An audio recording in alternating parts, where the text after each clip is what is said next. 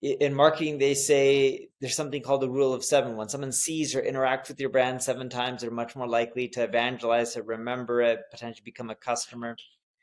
It's really hard for someone to just see your brand multiple times from SEO or just paid Google ads or paid Facebook ads. You can't just rely on your following.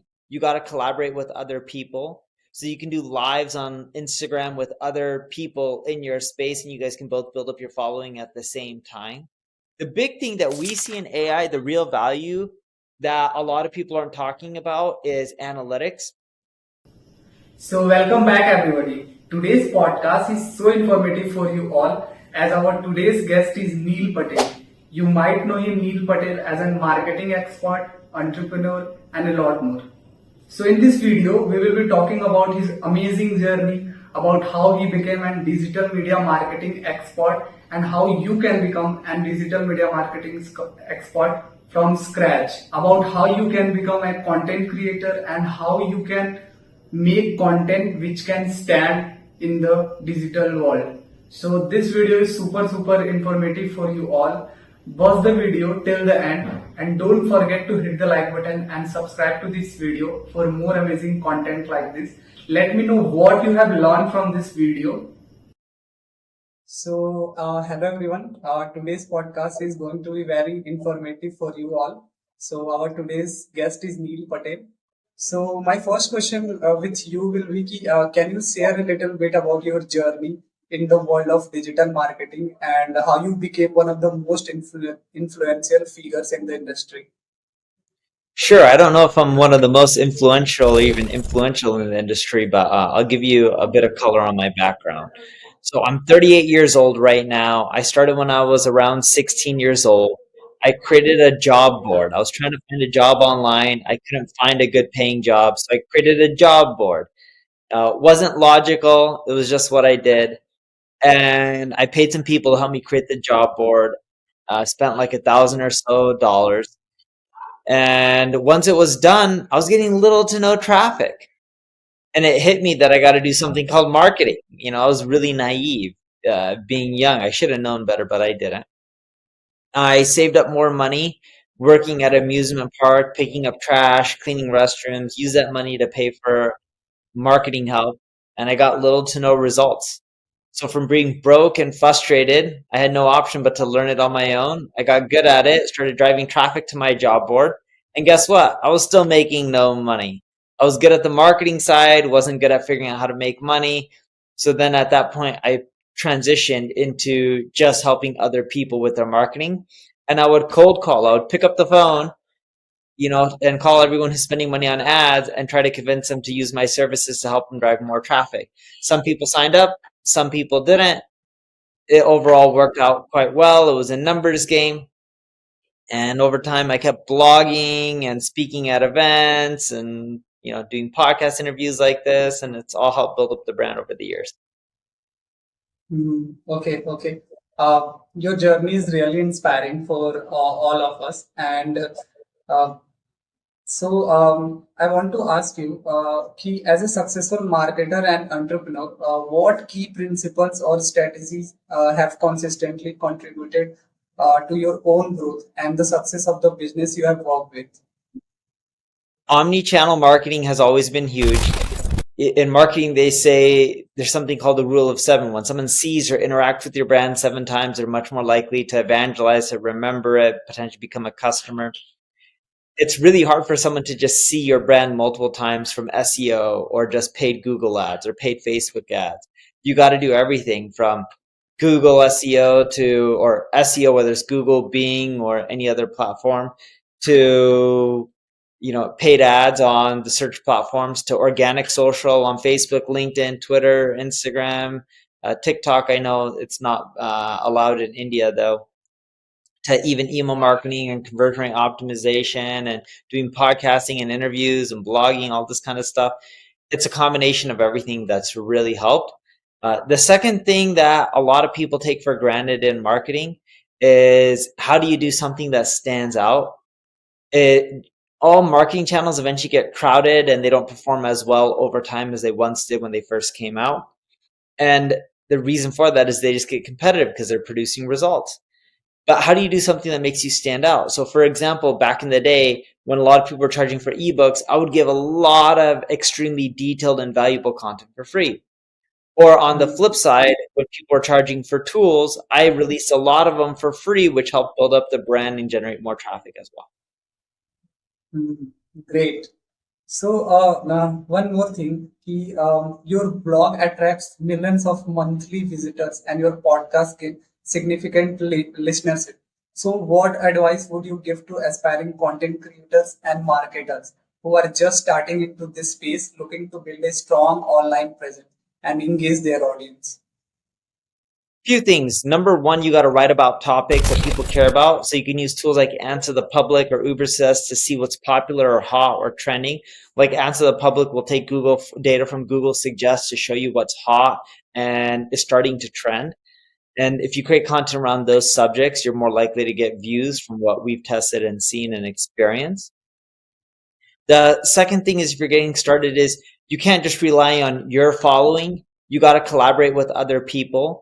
So you can do lives on Instagram with other people in your space and you guys can both build up your following at the same time. The other thing that you need to do is you need to be consistent. You'll find that if you're trying to build up your following and brand, it's not going to be overnight. You're not going to get the results in a year or two. It takes 3 to 5 years to really see the results. And the last thing I would mention that a lot of people forget about is you can't forget about the in-person interaction. This is great what we're experiencing here. But what's better than this is being in person, meeting each other, being face to face. You you can't put a price point on that. It's invaluable. And a lot of people forget to do that when they're trying to build up their brand or market their business. So true. I agree with your points. So one more thing. With the ever evolving digital landscape, what emerging trends or technology do you believe will have a significant impact on marketing in the near future? And how can business leverage them to stay ahead? So the obvious one is AI. Everyone's talking about AI. From a Yeah. content creation standpoint, from an image creation standpoint, I do think AI is going to have a massive impact on marketing for those things, and it already has. I think it'll have a much bigger impact, call it a year or two, or even 3, 4 years from now when it comes to content creation. The big thing that we see in AI, the real value that a lot of people aren't talking about is analytics. So we're moving towards a cookieless world, and people are using multiple devices. They're also buying from your website or becoming a lead by taking an omnichannel approach, in which they may see you on Facebook, then they come back to your site from Google, and then they opt in for an email newsletter, and then they convert through an email newsletter. So what's causing that person to convert? And did they use multiple different devices throughout that journey? Did they use an iPhone on one and then their desktop computer on another? This is all making it hard to figure out what's producing the best ROI, especially when you're running marketing campaigns. Some are organic, some are paid, but they still take time, and time costs money.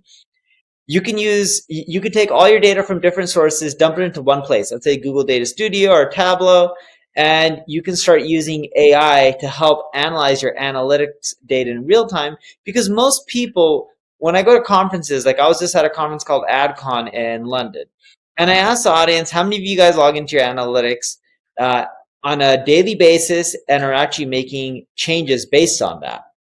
And very few people raise their hand. I'm not even talking about 5%, much less than that. AI can help analyze your analytics in real time and get you more insightful information. But the bigger thing is it can help you save money much quicker. People spend so much money on paid ads, over $100 billion being spent a year just on Google ads, and Facebook ads is quite large as well. So you start looking at those dollar amounts.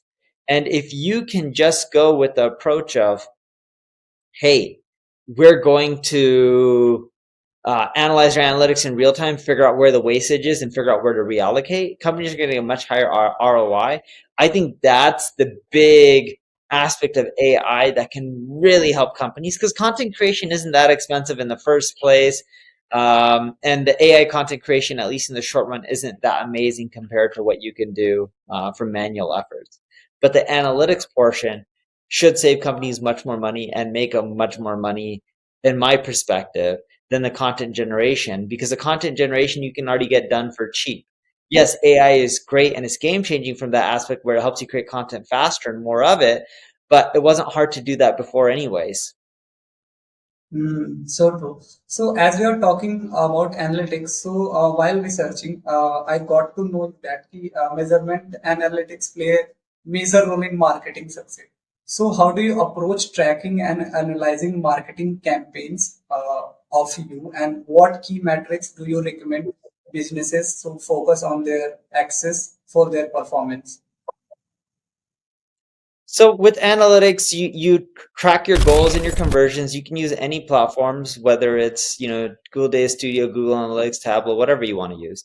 But let's say you're using Google Analytics, you're tracking your goals and your conversion. You're looking at what channels are driving the results. Whether you're looking at first touch, last touch, you're doing attribution to all touches. It's up to you on how you want to slice and dice the data. And you can do multiple variations of it to figure out what works for you. But what we find is, you know, for each business is going to vary. So for our business, at our ad agency, NP Digital, and we have offices all around the world, including in India, where we help companies in India like Tata, grow their traffic and sales.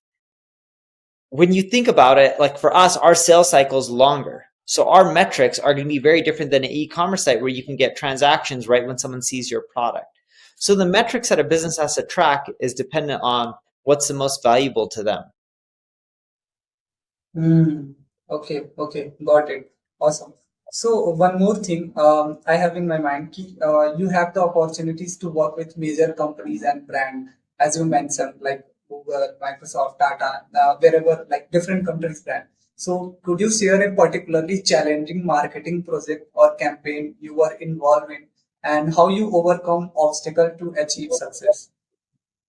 Most marketing campaigns are hard. When people come to us, they're not coming to us with an easy solution. Like with CNN Brazil, we drove 1 billion, I think, of page views and additional page views in 12 months or 11 months. It was somewhere around that time frame through organic. It was a really hard milestone to achieve, but we were able to achieve it. There is no easy marketing campaign that we work on in most cases. Some maybe, but majority of the big companies that are coming to us are coming with hard problems. And the way you overcome it is you break it all down on, all right, what is the goal? What do you need to do to hit that goal within that time frame? Let's say a year.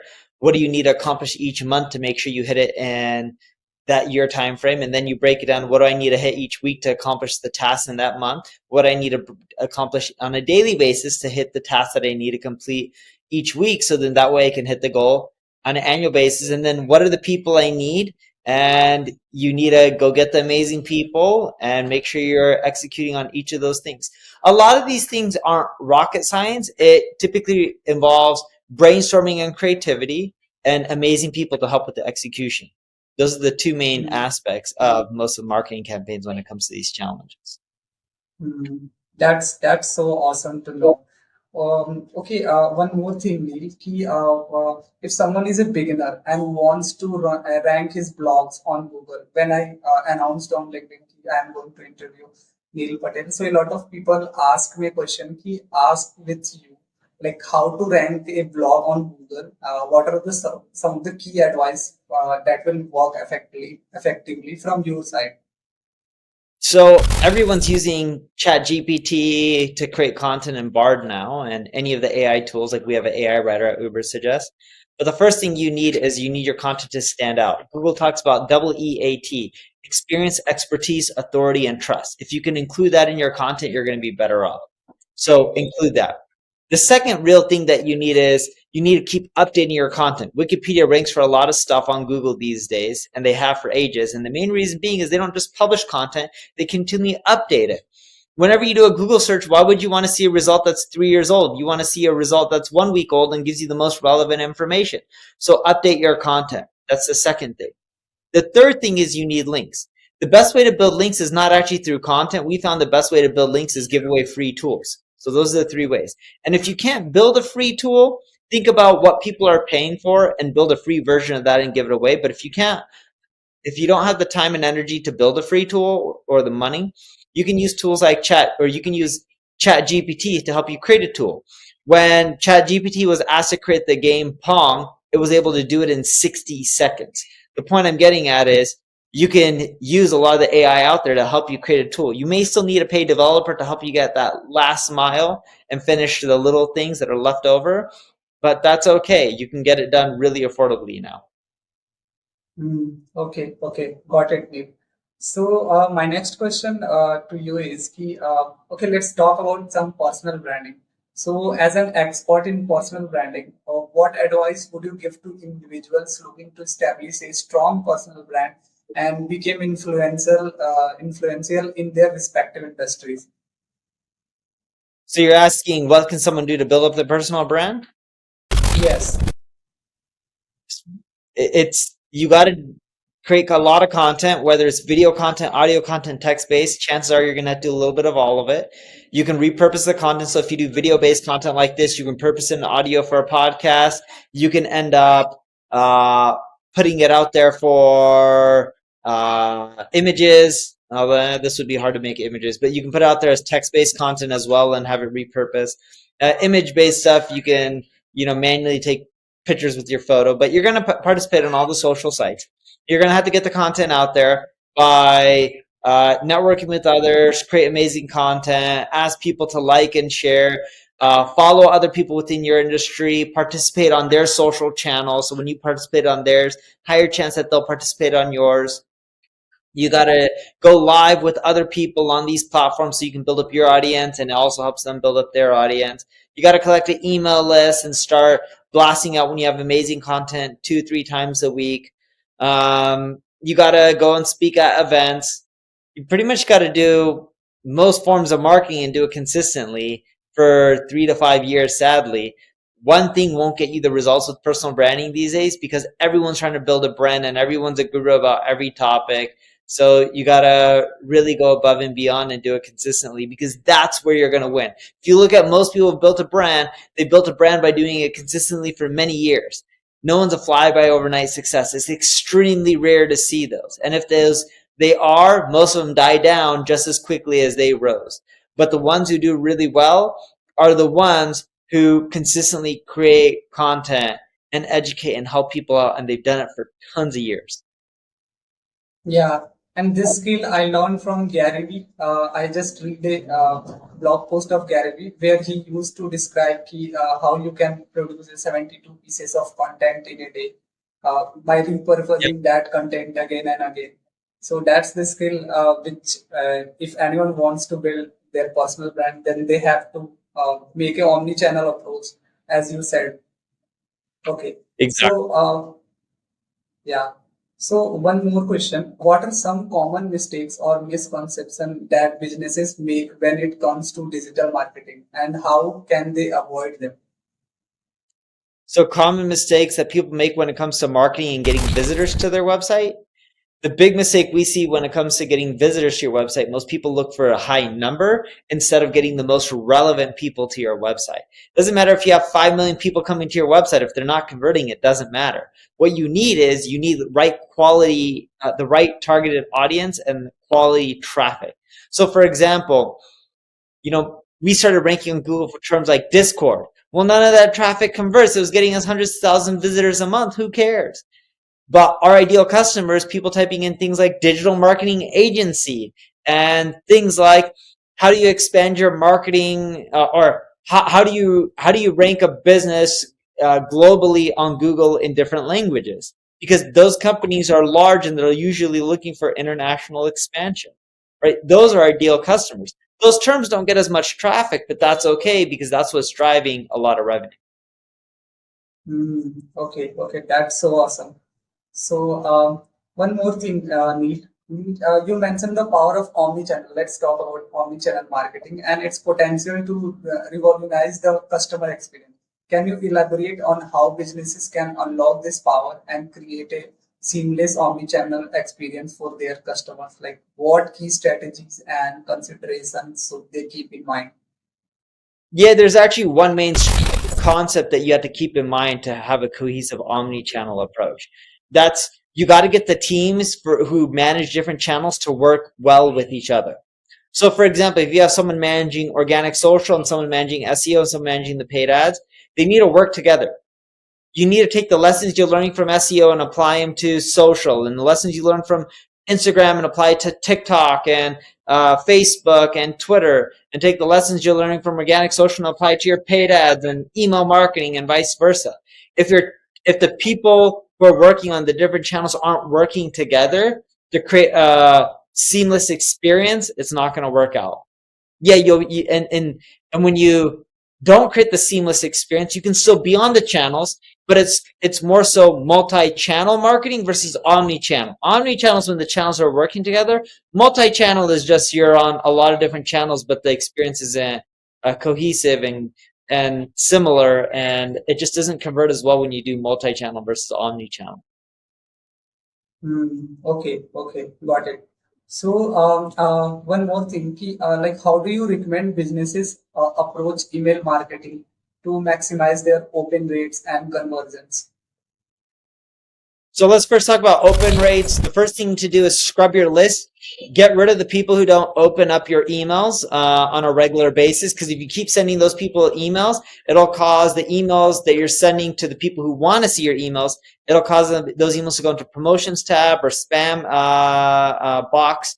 So you need to only send emails to people who want them. So scrub your list of unopened every 30 days and start removing those people. The second thing you need to do is focus on text-based email templates. HubSpot did a test where they did HTML-based emails versus text-based, and the HTML ones had over a 20+% less open rate. I believe it was somewhere between 20 and 25% that the stats ended up showing. We see similar things. We get 30+% open rates, but we do that by text-based emails. The next thing that you want to do is don't just sell in your emails, provide value 80 to 90% of the time, and then sell 10% of the time. That's a formula we use, and it's worked really well. You can do a comment if you're e-commerce, you're going to sell more than 10% of the time. It's going to be much higher than that. But generally speaking, for a portion of your emails, you will want to provide value. Okay, okay, got it. Yeah, I was asking, looking back at your journey, what are some valuable lessons you have learned as an entrepreneur, and how have they shaped your approach to business and marketing? The biggest lesson I learned is focus. I tried doing too many things at once. When you double down and just focus, you're going to be better off and you're going to do much better at that one thing versus trying to do too many things. The other thing I learned is you got to go after big TAMs. TAM stands for total addressable market. It's really hard to capture 50% of $1 million market. It's easier to capture 0.01% of $100 billion market. So go after bigger markets. It's easier to just generate income and make money. The other thing that I've learned is it takes a long time to build up a business and penetrate a market. Not 1 year, not 2 years, not 3 years. It takes 5 to 10+ years. You need to have a long-term outlook. Okay, okay, got it. Okay, my audience is around Gen Zs, basically from 18 to 30. So, if someone wants to start their digital marketing agency or want to learn digital marketing, so what do you recommend? Like some basic steps, how to like what are the resources and how to start basically? Sure. Nonetheless, if I wanted to learn digital marketing and I was starting off, I would do it by starting my own website, starting my own podcast, and being on social media. Learn by experimenting on your own profiles. Look at what other people in your industry are doing. Try different tactics. Read, learn. You can read blogs like neilpatel.com/blog, and it'll give you ideas on what to do, what not to do, and this will help you get further along. But you need to experiment. Reading isn't enough. You got to actually practice on your own site, and that's the best way to learn. Okay, okay.